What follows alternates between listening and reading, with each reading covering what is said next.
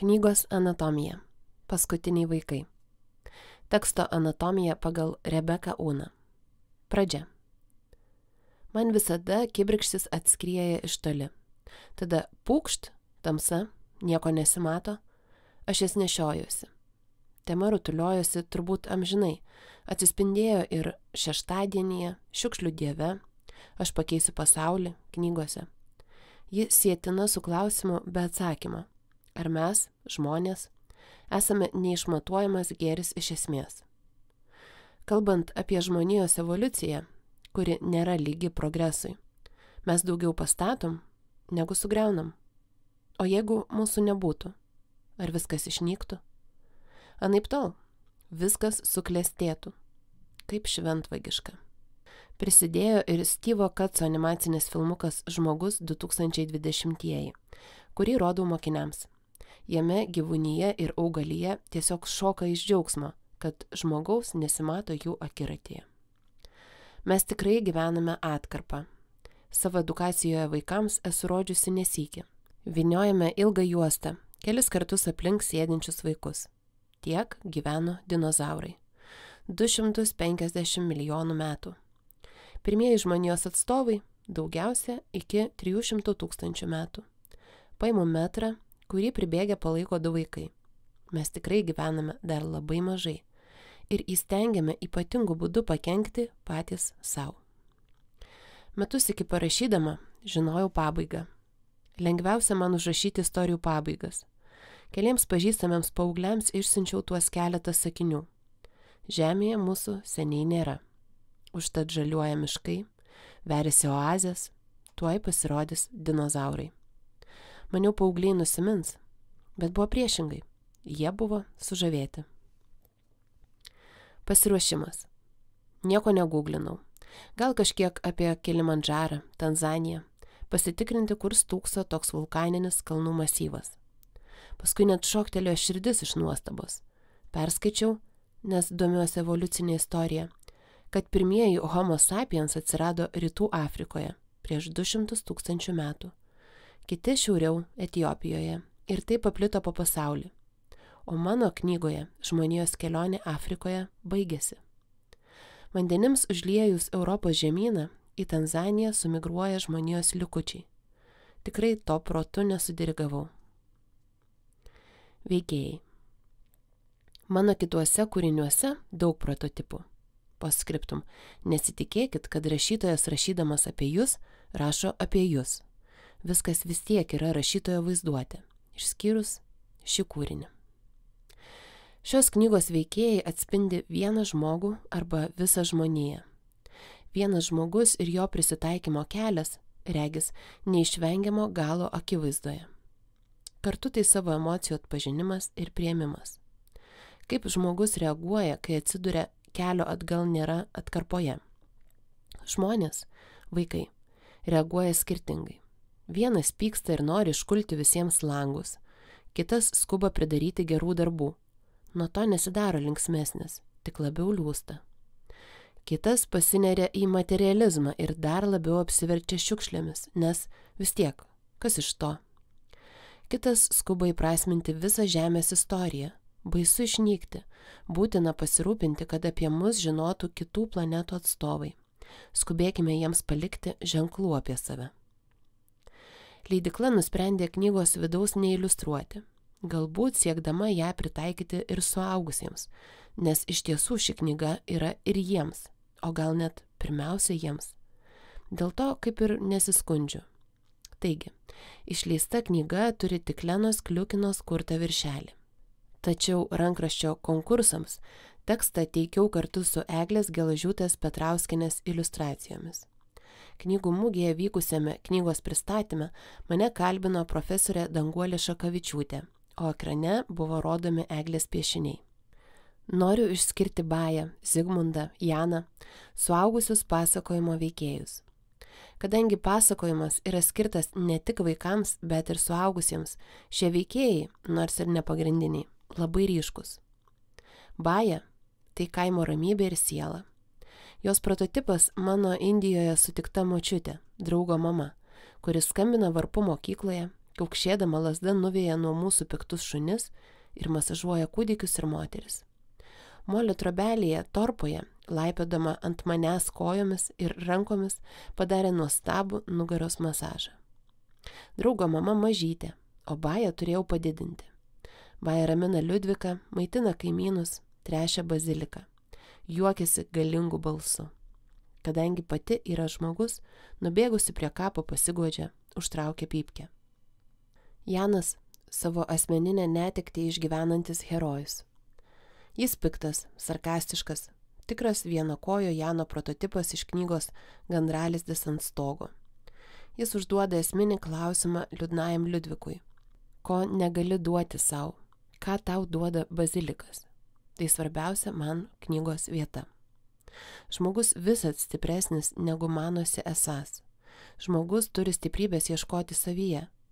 Mūsų vidinė galia – vaizduoti, kibimasis į gyvenimą. Ir išties taip yra. Atrodo, žmonija turėjo išnykti, bet žiūrėk, Liudvikas su draugais persikėlė gyventi į Madagaskarą. Zigmundas – tai dievo kvailys, kaime vadinamas pamišėliu. Dievo kvailiai visada protingesni už pasaulio išminčius.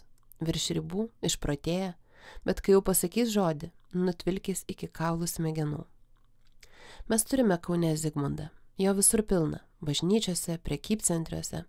Nežinau, kur jis gyvena, kaip pragyvena. Jis kalba garsiai, pabara žmonės ir mato tai, ko nematome mes. Ezra – tai visos emigravusių vaikų paliktos moteris, kurias sutikau per gyvenimą. Galėjau skaityti joms knygas, bet tik klausydavausi jų. Kai Bobita pasakoja apie kumelę, kuri pristato apgirtusius vaikus į reikiamą vietą, tai istorija nutikusi mano močiutės seseriai ir broliui. Tikrų tikriausia istorija ir tikrų tikriausiai išmintinga kumelė. Ir Liudvikas. Tai aš, tu, kuris verčiau liūdės ir darys gerus darbus, neįrodys kaip pyksta, bet kai paima kelis grumstus, pradeda pykti, pradeda sveikti, o tada piešti. Aplinka. Kaip ir minėjau, nuostabiai nudžiugau, kad ten, kur baigėsi mano žmonijos istorija, prasidėjo mūsų rasė. Iš kelių homo atmainų sapiens kildinama būtent iš Afrikos. Mano vaizduotėje kaimas išsidėlioja abipus tako, abipus kelio, kaitros kepinami namai. Vienoj pusėje miškas, ties juo teka vienintelis upelis, kitoj pusėje sojų laukas, kur traktoriuje sukiojasi Liudviko mama, kelio gale mokykla su stadionu, kitame išsišakojime Bobitos krautuvėlė. Viskas arti, viskas pro dulkių miglą, paskendę karščio alinamoj tyloj. Kai įsijautus rašiau apie kiekvieną vaiką, atrodo, lyg pasakojimų ištektų ir 20 vaikų kaimo. Betgi baisu, kaimas su 20 žmonių. Tuomet praplečiau iki kelių šimtų. Šioje knygoje nieko asmeniško nėra, daugiau požiūris, filosofija. Detalės ir jausmai apie tikrus žmonės, bet jokio išbaigto prototipo. Apie baziliką, Tulsi, sužinojau iš draugų krišnaitų. Kauno šventykloje, antrame aukšte apstulbau išvydusi gležną, po dirbtinė lempų šviesa, absoliučioje tyloje auginama medelį Tulsi. Man jis pasirodė stebuklingas. Ne dėl to, kad yra šventas rytų religijoje, bet dėl aplinkos, kurioje klestėjo, be oro, vandens, be šviesos, nuostabiai žavus, dar vadinamas neprilygstamuoju. Indų religijoje bazilikui meldžiamasi, jis teikia proto aiškumą, ramybę. Knygoje išauginau jį iki didelio medžio. Mano istorijoje jis, be upelio marmio, gyvybės šaltinis kaimui. Labiausiai dėl to, kad padeda žmogui kasnakt atsinaujinti, nepasiduoti nuodingoms mintims, padeda pažinti save ir nekaltinti kito. Rožės simbolika irgi labai graži. Knygoje mergaitė Mira augina rožes, jas dievina, vadina kaip nori, net varlėmis, nes taip nori. Čia kaip iš Šekspyro, pavadink rožę kitų vardu, ar jos kvapas pakis? Jų pribloškiantis kvapas, kuris taip svaigina Liudviką, pagrindinį herojų. Tai žmogaus vaizduotės stiprumas ir galia. Tai mergaitė, atspindinti tūkstančius mergaičių, kurios gyvena savo pasaulyje, aplinkinis pasaulis retai tokius vaikus jaudina. Tokie vaikai visad išlieka, randa, kaip būti. Žinoma, Mira labai nori vaiko, žino, kad gebėjimas perduoti gyvybę yra išnykęs. Tai va, jis įvaikins kaimynų mažylį Liną. Siužetas. Vienintelė knyga, kurios pradžią ir pabaigą žinojau nuo A iki Z. Herojai aiškus ir bendra istorijos nuotaika irgi aiški. Tai filosofinis traktatas apie nebūtį ir būtį. Šįkart nebuvo taip kaip kitose knygose, kai rašai ir nežinai, kas įvyks kitame puslapyje. Mirtis ir gyvenimas ištinka kiekvieną dieną. Yra scena istorijos gale, kai Tamara išsiveda mokyklos vaikus į stadioną ir jie visi skaičiuoja mirusius dalykus – žvaigždes užgęstančias danguje, samanas, lapus, spyglius. Tamara atkreipė dėmesį, kad žmonės to net nepastebi. Nebūtis, kaip ir būtis, visad juos supa. Ar tai drama, tragedija, ar perspektyva, tam tikras požiūris. Labai svarbios istorijoje yra dvi pasakos. Jas paėmė už pasaulinės tautosakos. Paukštelis girdintis medį ir vaikai, gelbėjantis motiną šiaurės ašigalio platybėse. Tai žmonės, kurie rūpinasi šią žemę. Bet šių pasakų esmė yra kita. Nereikia žemę rūpintis dėl jos pačios. Rūpindamiesi gamta, pasirūpiname savimi. Kita knygoje besirutuliojanti tema – paprastas žmogiškasis bendravimas, be kurio gedėjimas, geri darbai, stoiškumas praranda prasmę. Kūrybinis procesas. Paskutinės savo knygas rašiau greičiau. Buvau savo prisiekus, niekad knygų nerašysiu ilgai, metų metus, nes rašydamas keitiesi ir keičiasi knyga, kuri perrašoma daug kartų. Paskutinius vaikus rašiau, manau, porą mėnesių. Parašius visad atidedu knygą į šalį, kad galėčiau vėl naujai pažiūrėti. Gal nebetikėsiu tuo, ką parašiau. Haha. Kokia buvo knygos rašymo kasdienybė? Tai buvo taip seniai, kad atsimenu. Stalas, virtuvė ir svetainė buvo. Ir turbūt kavinė taip pat. Net vykti į Molėtus atsisakiau. O buvo beveik birželis. Juk reikia pagaliau parašyti. Turbūt sunkiai rašėsi, ar laiko mažai buvo. Mėgstu rašyti ir kavinėse. Tai turbūt rašiau ir juose. Kadangi nerašau nuo ryto iki vakaro, laiką turiu sudėlioti atkarpomis tarp kitų veiklų – profesinio darbo, draugų, vaikų ir sporto. Man iki šiol pačiai rašyti ir tam skirti laiko yra nuostabu. Visi stebisi, kaip spėju, juk tai hobis, kai kiti po darbo nespėja nei knygos paskaityti, nei filmą pažiūrėti. Kalbu apie šiokią dieną. Kodėl jūs žmonės nespėjat? Turiu omeny ne laiko atkarpą, o nuolat, amžinai. Tačiau ir man pačiai tai fantastika. Taigi, tokiu savo gyvenimo stiliumi, kur randu laiko mylimai veiklai, didžiuojuosi ir džiaugiuosi. Rašau greitai, redaguoju ilgai. Taip su daugeliu knygų išskyrus kelias. Ypač greit pasirašo pradžios ir pabaigos. Būna tokių strigimų, kad kelerius metus nepažiūriu į knygos pusę. Sunkiausia prieš pat pabaigą. Taip pat sunku dar syk viską perskaityti, atgaivinti. Kartais net herojų vardų neatsimenu. Ypač jei rašyti pradėjau seniai. Suvokti, kaip man tai nepatinka ir 100-ąjį kartą pradėti iš naujo. Ši knyga pasirašė greitai. Ilgiau užtruko redagavimas. Tada visi svarstymai apie kritiką. Ši tema neišsemama, tad kaip apie ją parašyti? Negali žmonių tiesiog išnaikinti. Žmonės visada bus vertybė. Dauguma taip sakys. Kad ir ko istorijoje mes pridirbtume, kad ir kaip nualintume pasaulį. Prie šio pasaulio alinimo prisidedu ir aš. Bet kai pasakojimas fantastinis, tai jau visai kas kita. Galima rašyti bet ką ir bet kaip parodyti, kad žmonija išvengia visų moralinių vertinimų. Daug laiko praleidžiu prie sakinio, prie šios knygos sakinių. Noriu mintį padaryti kuo aiškesnę, paprastesnę. Draugams esu sakiusi, jūs skaitote eilutę ir jums į galvą neateina, jog ji būna perkeista ir išdailinta 8 kartus. Labai džiaugiuosi nebebijodama išbraukti iš tisų vietų. Anksčiau būdavau įsikibusi į kiekvieną žodį ir kaudavausi dėl jo. Kai patenku į duobę, iškart metu viską ir be graužaties darau ką nors fiziškai. Gyvenu gyvenimą. Oras, gamta, krepšinis, spartus vaikščiojimas.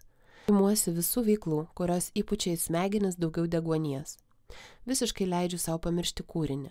O tada kaip mokslininkams sapne arba kažką kitą darant, bam, eureka, iš pasąmonės.